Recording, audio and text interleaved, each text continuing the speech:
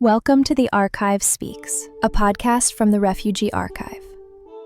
In this series, we document the journeys of refugee women who lead households, rebuild communities, and carry stories that often go unheard. These oral histories reflect the personal memories and truths of those who tell them, shaped by time, trauma, and resilience. The Refugee Archive holds space for these voices, without political alignment or editorial interference. Today, we will be diving into the story of Ataa, a Syrian refugee living in Zaatari camp in Jordan. In our very first special feature, we will be navigating her journey in a 4-part series. This first part will be about her life before the war. Who was she, and what was the upbringing that shaped her to be the head of her household today? We'll let Ataa tell you her story.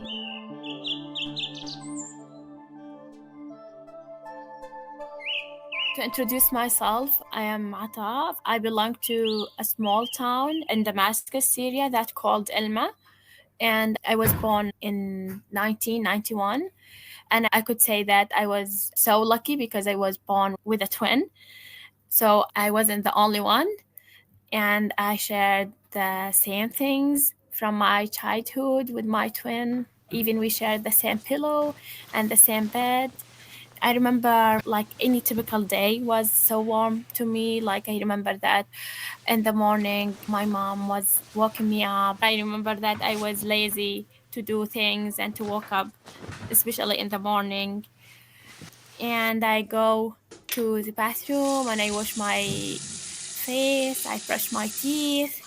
And I have beautiful habits that I was doing every day. Ataa expresses her love for her family, especially her father, which would be more apparent as she reminisces her life as a hard-working student and how she was supported as a teenage girl from a conservative family of 10 in Syria.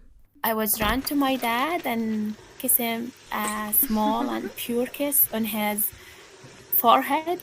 And then in return, I asked him to give me the daily kiss in my cheeks. And then after that, we go to and have our breakfast so fast because we are late for our school. I shared the breakfast with my twin and my dad and my brother. And it was like small. It was not a huge meal. It was like olives, yogurt, some bread that my mom sometimes make it. And after that, we leave to the school. I remember the streets, the shape of our town street, so narrow, and we say hello and good morning for our neighbors daily on our way to our school.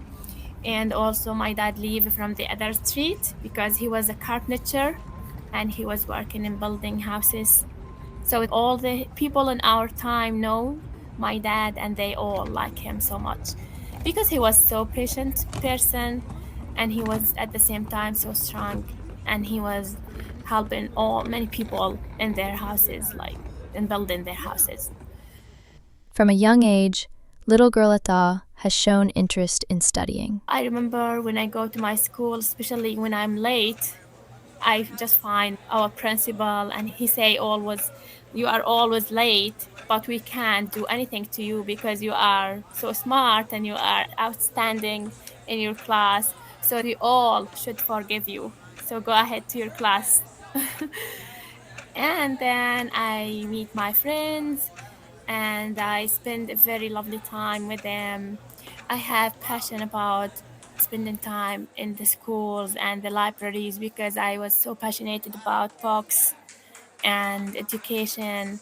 So I wanted to spend most of my time in school because I thought that it's the place that I belong to.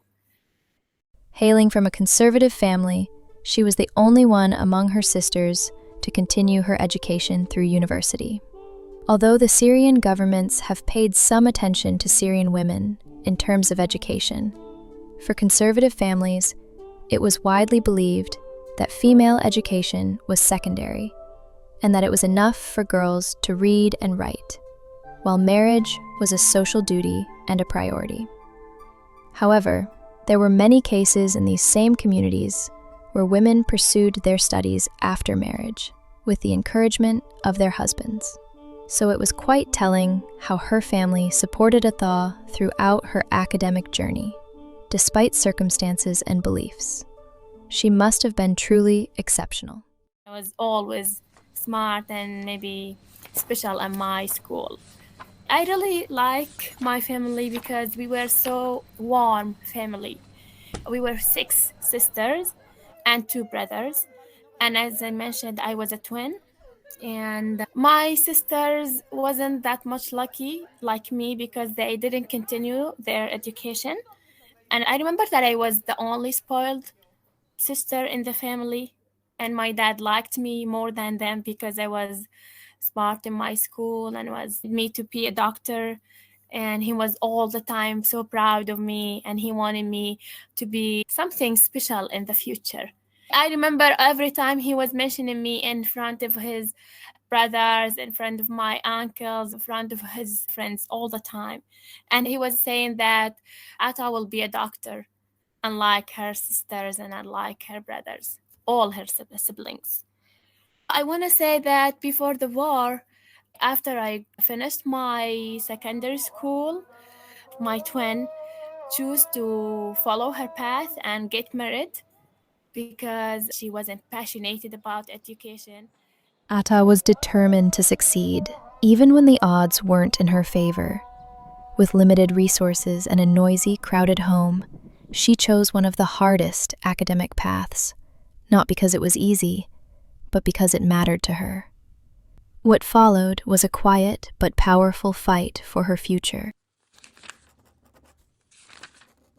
Before applying to my college, I had to choose. So you have to choose whether you want to apply to the science field or to the literature field. Like when you apply to the secondary, the 12th grade, you have to choose if you want to study the science topics or the science subjects, or maybe if you want to study subjects that are related to literature, to psychology, to philosophy.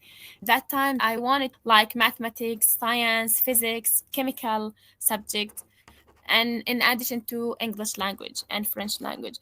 So it wasn't an easy decision because when you try to join the science subject school class, you have to be patient, you have to be smarter than any other students, you have to study more than others. And because I was in a poor family, I hadn't enough, not time, space. Before Ataa could even begin to chase her academic dreams, she had to overcome something more basic: space. The next part touched our hearts, as she shared what it was like growing up in a small, crowded home with little room to study and few resources to rely on. But even in a house full of noise and doubt, she found her own quiet sense of purpose. Our house was not a big house. There wasn't that good atmosphere to me to study for for baccalaureate or for my secondary school. We had just 2 rooms, one for my dad and my mom, and the other one for the whole siblings, the brothers and sisters. So they were always saying that she will not pass her class or her tawjihi because students in the secondary primary science field should have a special room, should have private teachers, should have many things. But I unfortunately didn't have anything of that. But I had my patience and I had my faith. I had my strong plan because I wanted to pass. I wanted to be someone successful because I want to make my dad proud of me. I remember when the electricity gone, I was using a small flash just to light my box and study in the darkness. And I remember when my sisters came to the kitchen and they were all the time laughing at me and they say, "What the hell are you doing? You will not pass at all. Just come and laugh with us." And yeah. And then, alhamdulillah, after I passed my baccalaureate and after I passed the school, I got a very amazing grade. And many people, like most people of my town, came and they congratulated my dad because they said, "You have such a very amazing and unique daughter because she haven't got anything that each typical student of science field had, but at the same time she passed without anything.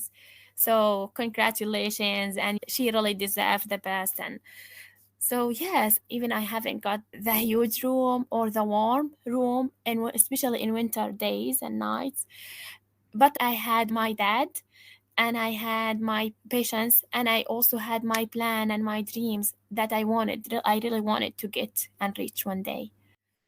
So yeah, I'm so proud of that. And I was so happy because I saw that time when I got my grade and my certificate, I saw how happy my dad, I saw his smile.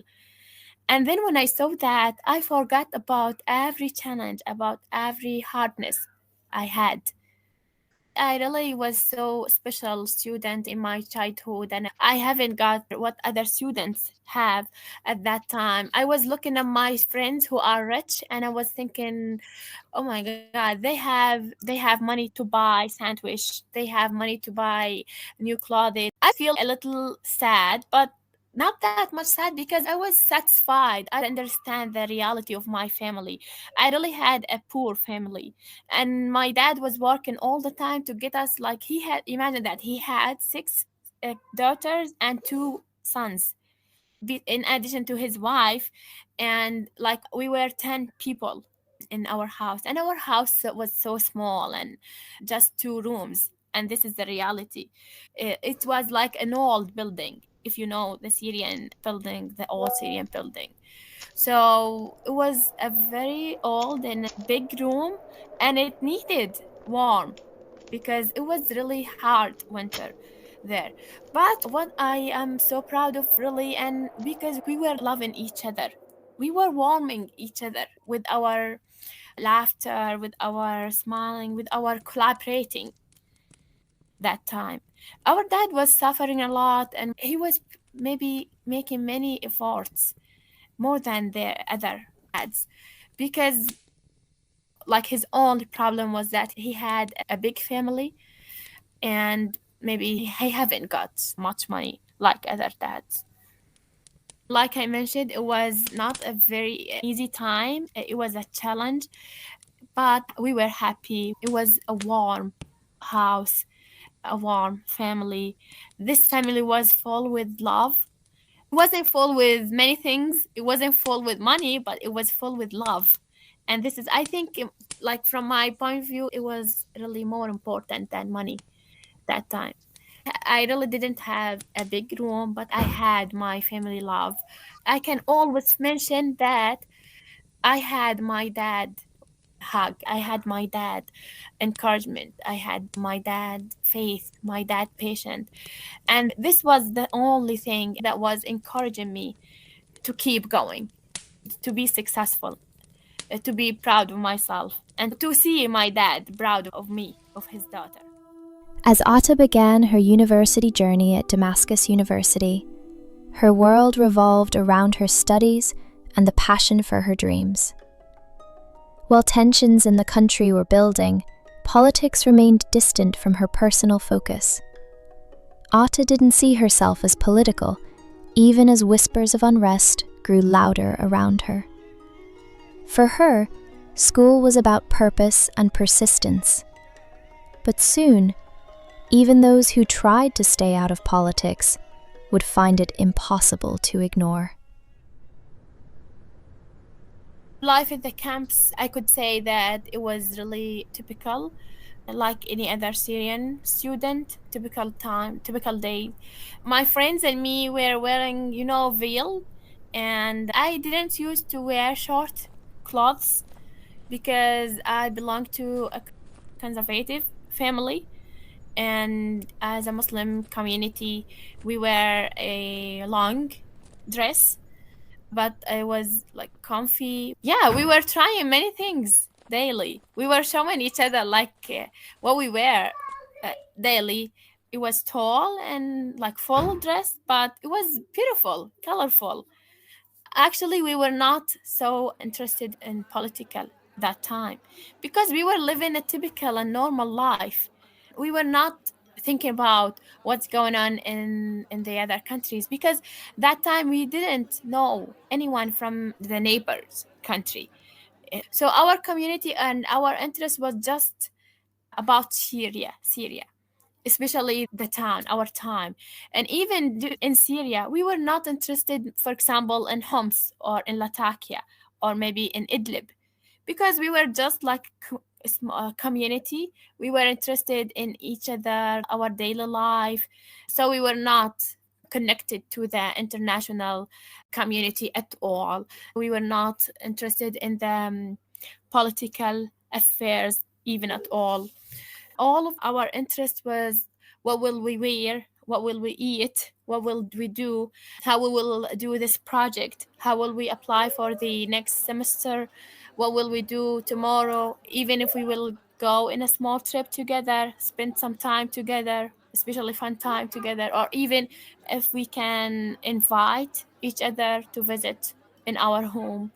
Just this is what we're thinking about. It was, as I said, it was really such a pure and soft and simple life. It wasn't that complicated life that time. Even our dreams. So for me, my dream was to be a professor in the university. But this university was just Damascus. I was dreaming to be a professor in my university. I wasn't think about, for example, Europe countries or USA or even these neighbor countries like Jordan or Lebanon. When I was hearing about Lebanon, I would say, I don't want to go to Lebanon at all. I want to stay in Syria just. I wasn't think about leaving Syria. Wallah, this is the reality. And even I told you when I came to Jordan, I was crying all the way, all the time. So yes, all of our interest was our community, our university. We were not interested in political things. The first time when we heard about this protest things, I remember I was in my colleague, and it was about, I remember the month, it was March. I think it was March. And I remember that time we were planning to celebrate the Mother Day. We had Mother Day in 21. So it happened, the first thing happened before the Mother Day, before 21. It was about 11 March, let's say. Okay. So I remember we were in the university, and that time they said after we left the university, we were so excited. The next day, there are some protester guys who locked the way, who like didn't allow the transportation movement to go. You can't get a pass and go to your university today because it's really dangerous. And they were saying in Syrian, "Idrab." So this idrab means like today we are not gonna go to work, we will not gonna go to school, we are not gonna go to university. So the word was idrab. So they said that today يعني اليوم idrab in Arabic. So today is idrab means that you can't go to university because other people won't go to their jobs, other people won't go, even your professors won't go to the university, you won't find them. So I was so sad that time because I said, why? We plan to go and we have small project to discuss with our professor. So it was the starting. It was the beginning of the war. At the time, Ataa was just a university student focused on her dreams. She couldn't have known that protests in her hometown of Dara would provoke a harsh response from the Assad regime, setting off the chain of events that ignited the Syrian civil war. According to Britannica, Dara holds a unique place in Syria's history. In March 2011, what began as a local protest became the spark that lit a nationwide revolution. It happened in Dara by some guys, protesters. They typed some things in the walls against Al-Assad, okay? So it was the beginning. And then It was like a habit each Friday. So people started to do something like these things each Friday after the mosque, after Jum'ah Salah. So, in our community as Muslim, we have each Friday men go to the mosque to pray in the mosque, and then after they leave the mosque, they were protesting every Friday. And I remember they were calling different names for each Friday. So, for example, today, the Friday for freedom.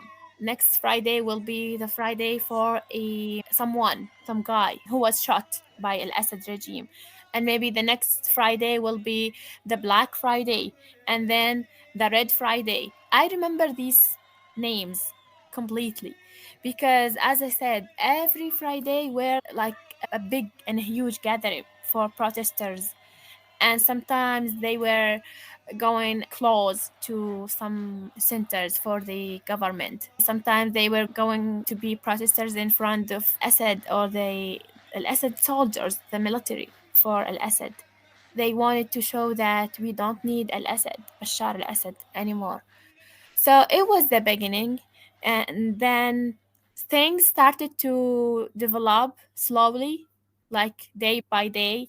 And then I remember that Al-Assad regime started to bring weapons to make it harder, to make it more complicated.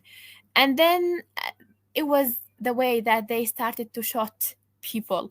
Government uprisings in Syria escalated today when soldiers and tanks stormed the southern city of Daraa. People are afraid to go out onto the streets because of army snipers. They started to use the huge weapon against people, against like typical people, against the protesters. And it was the way that I got sniped by Al-Assad regime. I was leaving my university with my friend. Like, I didn't do anything, just shot. Like, I got sniped by someone from them for doing nothing.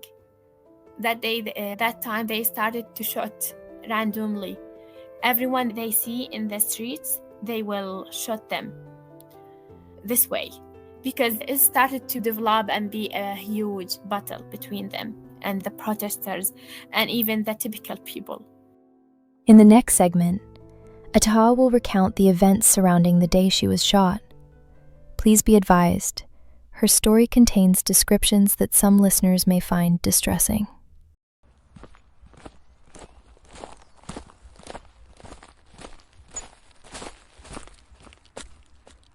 I was leaving my university because I wanted to cross the street, get into the library to get a new dictionary for French language. As I said, I was going to teach French in the town school. That time I was crossing the street with my friend, and she was a little bit shorter than me. I got the sniper shot in my neck, and it crossed my body and it crossed my back. So it entered my neck and it passed from my back. And it was not the only thing. It crossed my body to my friend ear. So it hurted my friend ear also.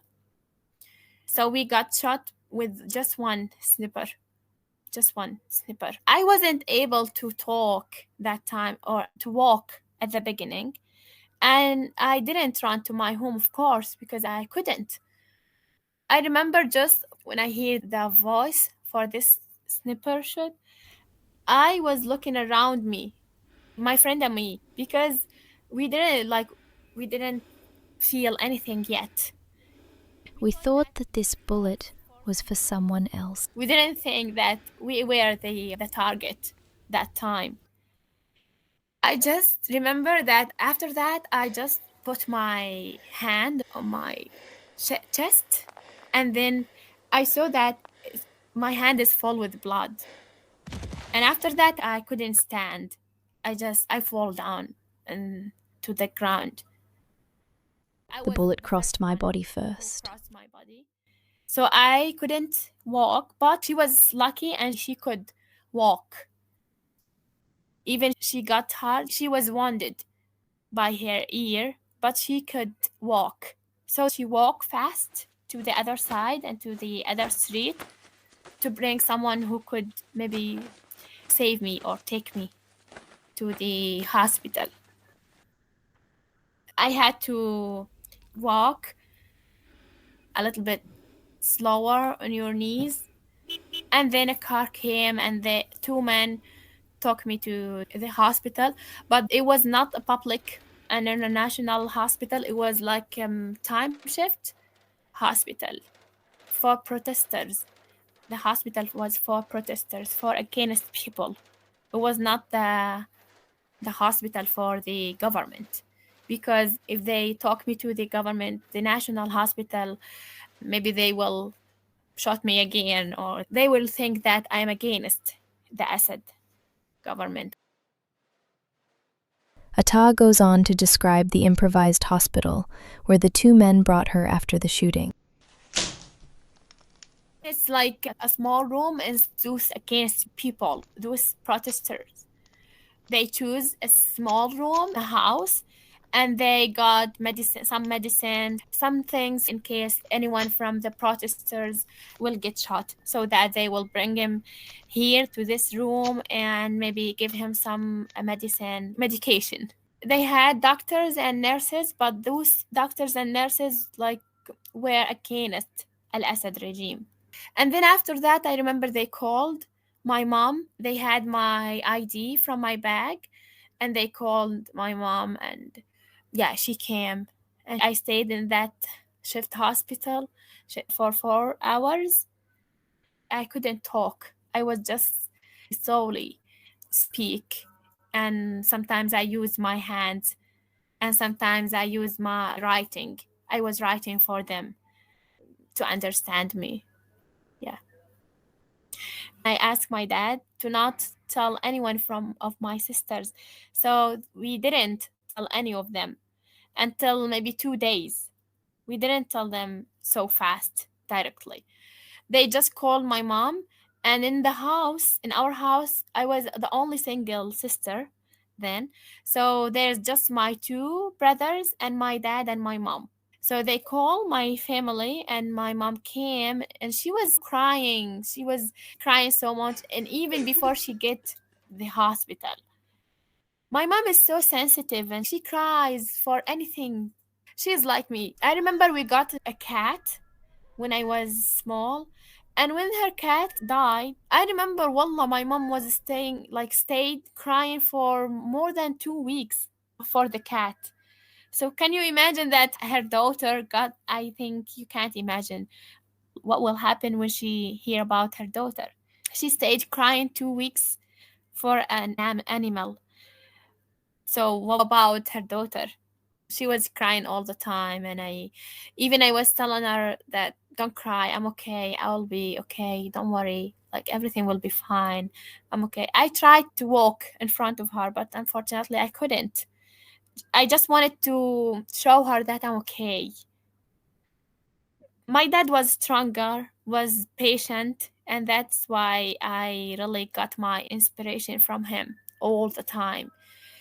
I think he was showing that he is patient, but we don't know what's going on inside him and in his heart, because he spoiled me more than other siblings, and because we had something more strong relationship with my dad. And so her reaction was not easy.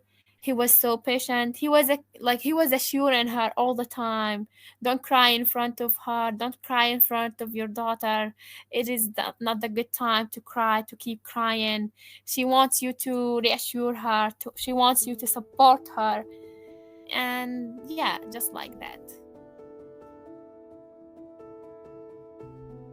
Listening to Ataa speak, it's striking how vividly she remembers every moment from 14 years ago, as if it happened just yesterday. And it all built a picture of a young woman determined to succeed against all odds. Though even before 2011, many families in Syria were already hesitant about the role of education for their adolescent daughters. When the conflict erupted, this uncertainty only deepened. Safety concerns, checkpoints, and targeted violence made simply getting to school an act of risk. For girls like Ataa, this meant the very dream they worked so hard to build could disappear overnight. As a student, not even an activist, not a soldier, being shot on her way home was a stark reminder of how the most vulnerable often bear the greatest cost in war.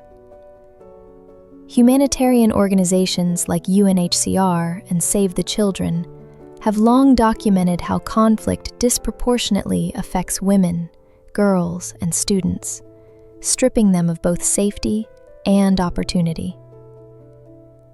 In the next episode, we follow Ataa's story beyond the gunfire, into her displacement, the choices her family made, and how her life was changed forever. So there was the decision from my family and from my relatives that you should take her to the camp because it's not safe anymore and it will be more dangerous even if she decided to go back to the university. We were not able to bring many things with us, so I brought my books because they were the most important thing for me. The Archive Speaks is produced by the Refugee Archive, a small team of women across the globe brought together through advocacy and intention. This is a community-rooted project. That means we need you, the listeners, to help shape what this becomes.